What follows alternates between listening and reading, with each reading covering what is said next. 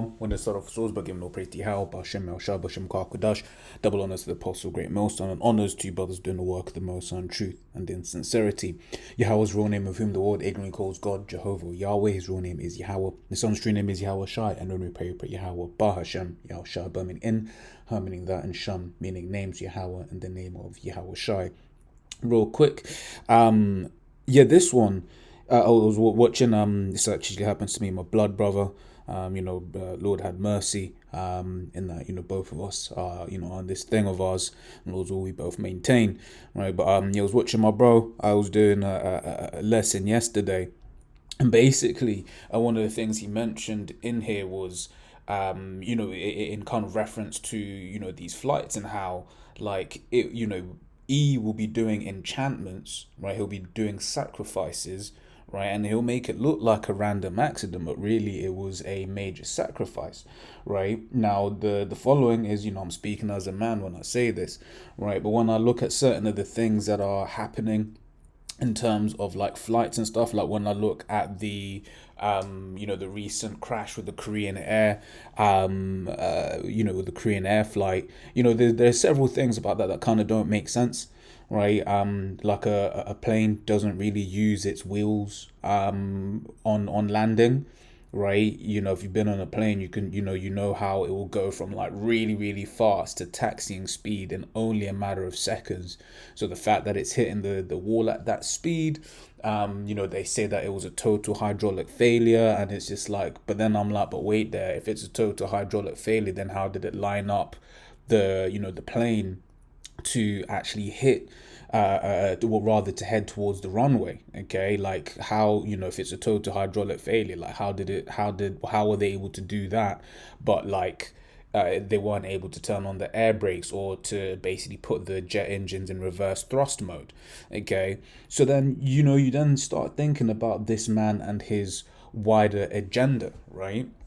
In fact, let's start from here, right? This is Psalm 64, and the point I want is in verse 6, right? But I'll start from 5, right? It says, they encourage themselves in an evil matter, and everything that this man is doing, right? Everything that he's plotting and he's planning, it's all evil. It's to bring about a bad time, right? But what he doesn't understand is Yahweh Shem Yahshai. He wants that bad time on the earth. He wants, there to be, calamities on the earth, right? This is Luke. Hang about. This is Luke 12 and 49. It says, I am come to send fire on earth, and what will I if it be already kindled? Right, so the Lord basically wants there to be calamities on earth when he comes back. Right, when you look into that word, what will I? It's in the thelo in the Greek, right, which basically means to have in mind, to intend. So Yahushua intends there to be fire on earth. He intends these calamities to be, around, right? Perplexity upon the nations, right? That's what is required, right? So he thinks he's doing these things of his own accord, not understanding that really he's doing the will of the Most High, right? Now, am I saying that this was definitely some kind of sacrifice? It's all judgment on the Lord either way, right? But the point just basically being, like, when you're looking at this man's wider agendas, right? He doesn't want you going anywhere anyway. Okay, and I've got an example of that from one of the things that France ruled in 2023, right? So let me finish this, right? So they encourage themselves in an evil matter. They commune of laying snares privily. They say, who shall see them? This is in their secret councils. Okay, that's why, you try book flights, or you try book a train ticket, or even on food nowadays, right? You're seeing how much carbon, right, is basically is basically being what's the word I'm looking for, is basically being used. Okay, in fact, let me just load that up on another screen as an example, right? So was it DFW? Then that's Dallas Fort Worth, right? As an example, right? What do I want to do? I want to put this into this screen. right? And then if we click in here, right, would you see all over here? You see all of this. It's going to use this much carbon. You see, this one's more, this one's less, etc., etc., etc. Okay. And that's the thing. E basically wants to basically use this, these different systems, right, to control people. Okay, that's why it says. In fact, we can go into that real quick. This is Ezekiel 28, right? It says,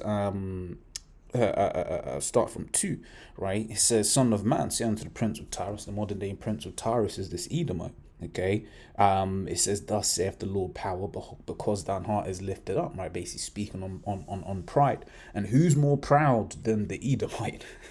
Okay, he is the most proud, right? It says, and thou hast said, I am a god, right? He's the only one that's gone around basically, because when you think about some of the things that he has pushed evolution, which the whole basis of that is, that effectively that there is no god. And what does the scripture say? The fool has said in his heart that there is no God. That's basically what evolution pushes, right? And that pushes that the real,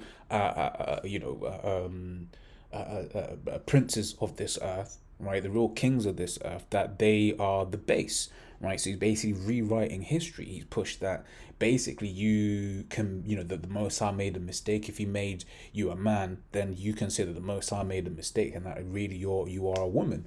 Right, which is why, in fact, we'll just grab this real quick. It says Psalms 50 and 16. It says, but unto the wicked the Most High saith, what hast thou to do to declare my statutes, or that thou shouldest take my covenant in thy mouth? Seeing thou hatest instruction. And this Edomite, he hates instruction, man. Right? When you look at the account of Cain and Abel, right? He knew what he had to do. He knew what he had to do, right? But this, Edomite, he basically was like, look, I'm gonna sacrifice fruits, man. What the hell are you playing at? And then, because he's a Edomite, he then gets angry at his brother for doing the right thing. Okay, so let's carry on.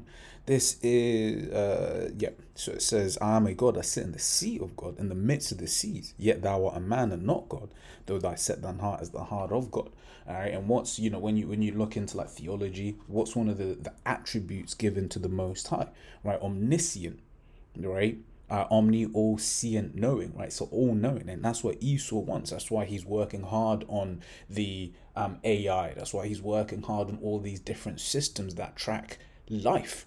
Okay, so when you're seeing this as an example, right, of this much carbon, that much carbon, it's because he's getting ready to tax you on all of these things, right? So when you're hearing about the crash in would you call it in Korea, and you're hearing about, because remember there was also another crash in if I'm not mistaken, there was which is kind of funny, that there was a crash at the beginning of last year, right, and then a crash at the end of last year, right? Put that in here as well, right? So this was on the 2nd of January, right? Now this was just a runway collision, right? The Japan Airlines, nothing, no passengers here died, whereas because this was a collision right on the runway, right? It was like some kind, the Coast Guard plane hit the Japan Airlines plane. Okay, so that was at the end of the year, right? And then so that was at the beginning of 2024, and then this one was at the end of 2024, right?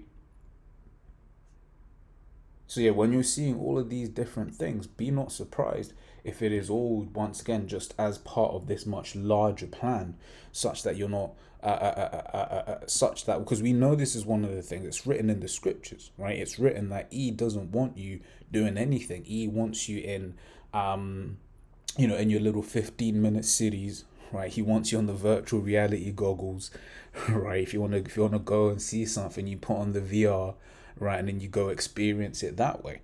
Okay, it's about control, and then but in the kingdom, and once again, that's why we yearn for the kingdom, right? Because we don't want to be under these rules. To go anywhere, you have to present paperwork to this man, right? You get to apply, right? You got to be like, oh, please, sir, can I go into your country? In the kingdom of Israel, we're going to be sovereigns, okay? We're going to be able to do what we want to do, right, in righteousness, okay?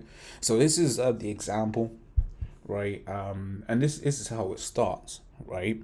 This is the example that I was referring to in terms of France. This is from Euronews. It says France's short-haul flight ban 1 year on. Has it encouraged more people to take the train? And it says the regulation was much debated and has been in place for just over a year. Last June, so this article's from July 2024, so it came into pass in June 2023. So this is last June 2023. France formally introduced a ban on domestic short-haul flights in an effort to bring down carbon emissions. This is, in theory, the regulation prohibits flights where a rail alternative under 2.5 hours exists. Critics at the time said it didn't go quite far enough, targeting very few routes and not including connecting flights. And if I remember correctly, right, in fact, let me just double verify. Did France's short haul flight ban include private jets? Right, so once again, letting you know exactly what it's about, right? So it says connecting flights from outside France are unaffected, and the ban doesn't cover private jets, something that environmentalists are campaigning heavily for in France, right? So this is it. They basically banned these short haul flights, right, through basically through France. But it was okay if you had a private jet, basically showing you that this has nothing to do with emissions. It has nothing to do with emissions, right? It's about control. It's about we get to do, as in the elites, we get to do what we want to do.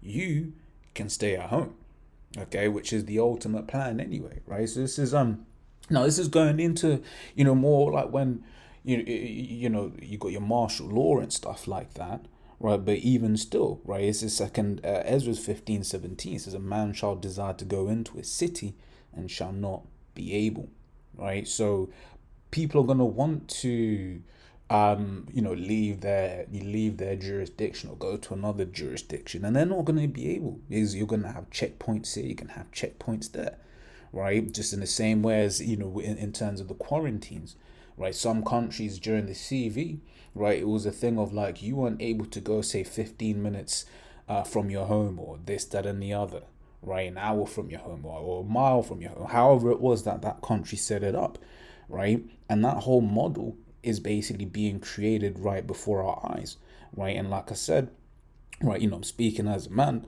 right, when I say this, but that's why I wouldn't be surprised if we see much more accidents involving public transportation, right, just to help bring about this idea of just staying where you are, because ultimately that is the plan, right? Isaiah 24:10 says the city of confusion is broken down, every house is shut up that no man may come in, referring to these quarantines, right? There's zoning of you can't go here, you can't go that, you can't go there, right? Because that's the plan in the long run anyway, okay, that you ain't gonna be going anywhere. Okay, I'm just going to read, since I'm going to read the next couple of verses, right? So there's a crying for wine in the streets, right? Referring to wisdom, answers. People are going to be looking for answers, right? But what does the scripture say for us? This is why we're blessed, right? So Isaiah 33:6, right? It says, and wisdom and knowledge shall be the stability of thy times. So because the Lord has allowed us to see these things early, right? We're able to, basically be prepared.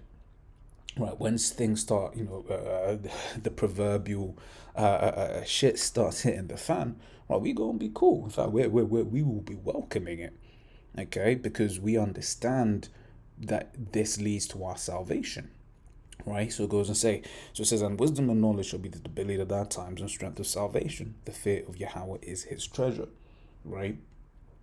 So yeah, that's us on the other hand, whereas these people, right, Isaiah 24:11, there's a crying for wine in the streets, crying for answers, right? It says all joy is darkened, the mirth of the land is gone, right? So all of these different methods of relief, right? The Lord so-called relief, the Lord is going to start taking them away, right?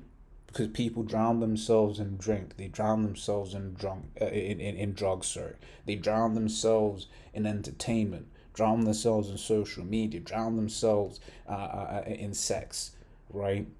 And travel, all of these different distractions. The Lord is getting ready to take all of those distractions away, right? He's going to use Esau, his sword, to do these things, right? It says, "And the city is left desolation, and the gate is smitten with destruction." Okay, so yeah, like I said, you know, just we are coming up into that time. My E's plan is that you ain't gonna be going anywhere anyway. Okay, so yeah, as always, Lord's all that was edifying. Till next time we say Shalom.